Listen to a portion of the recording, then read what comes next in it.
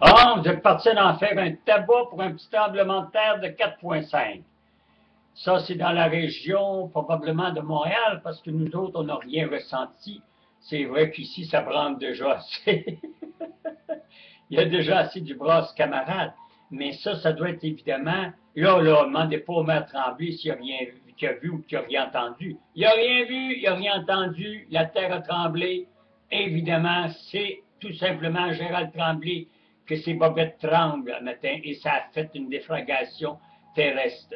Parce que je vais vous dire franchement, il va en avoir d'autres à venir, plus sévères, et il serait grand temps qu'au Québec, on ait des tremblements de terre. Vous allez dire, il est fou le vieux Christ. Non, c'est que c'est normal, il y en a dans d'autres pays qui sont constants, les tremblements de terre, que c'est presque à répétition. Et évidemment, nous autres, on s'en pète les bretelles, on se dit, ah, oh, ben c'est pas nous autres, tout est beau, tout est beau.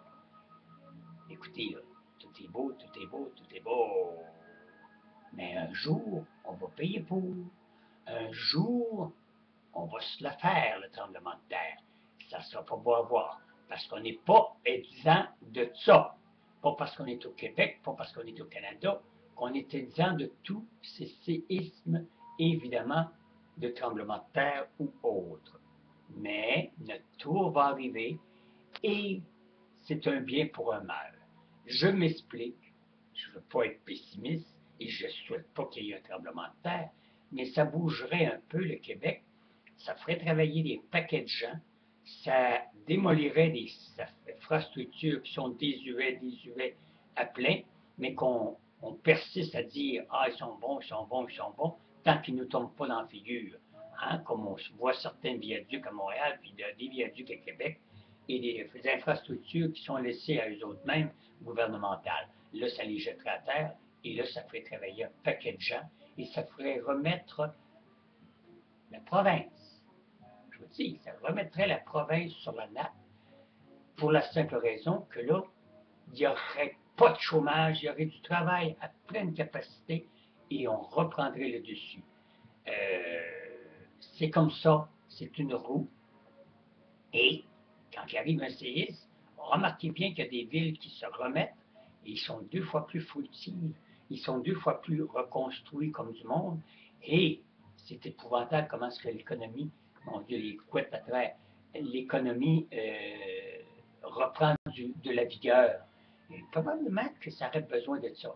Moi, j'aimerais mieux qu'il y ait un bon tremblement de terre que c'est le gouvernement qui tomberait à terre et avec tous les membres à l'intérieur, on recommence. Là, c'est vrai qu'on laverait le linge sale qu'on commencerait en neuf, mais là, c'est de souhaiter des morts de gens. Il ne faut pas qu'il meure personne. Les infrastructures peuvent céder, mais il ne faut pas qu'il y ait de morts. Donc, ça prend un tremblement de terre presquement préavis. Dit, eh bien, on sent qu'il y a un tremblement de terre qui s'en vient. Alors, les gens resteraient à la maison et les infrastructures tomberaient, puis après ça, on les reconstruit. Ça ferait du bien. Mais arrêtez de vous lamenter, ça arrivera peut-être jamais, comme ça peut peut-être nous arriver. C'est une roue qui tourne la Terre. Et comme je vous dis, il y a d'autres pays qui mangent les séismes, se relèvent les bras, se relèvent les manches, c'est-à-dire, puis prennent, on appelle ça de la graisse de bras, de l'huile de bras. Puis là, on reconstruit et c'est le fun.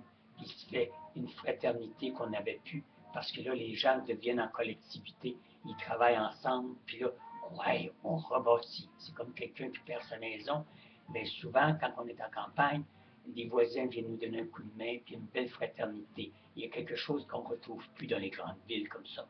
Mais là, ça remettrait peut-être un contexte qu'on a perdu. La fraternité et l'amabilité des voisins et d'arrêter de vivre en individualiste, de vivre ma poche mange la marde de voisin. C'est ça qu'on est rendu. Puis ça, une vie comme ça, Pépère est à l'apogée, puis il est bien content. Il ne regrettera pas de partir et de s'en aller dans un grand voyage infini.